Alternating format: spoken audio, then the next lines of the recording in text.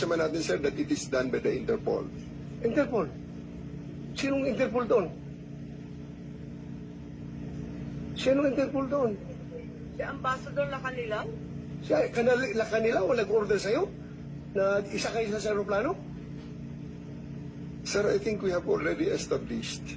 Yung order ko is for me to deliver him to the 250th wing and deliver him to the team. Okay, at assist the nandun na team. siya sa 250 wing.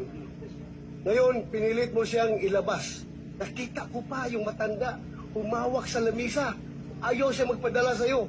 Ayaw niya sumakay sa aeroplano. Sino nag-order sa'yo na isakay sa aeroplano?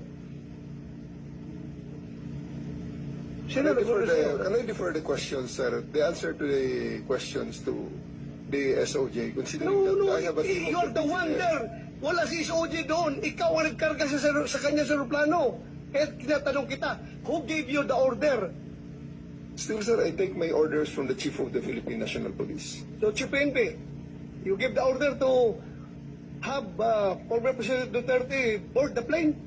Ma'am, I think that from the very beginning, the DOJ's advice was sought on every step of the way. Yes, sir. We gave the clearance to serve the warrant Yes, sir. of arrest. I am asking them because they are on the ground. Sila ang nag-implement doon. Kaya, Chief PNP, you give the order to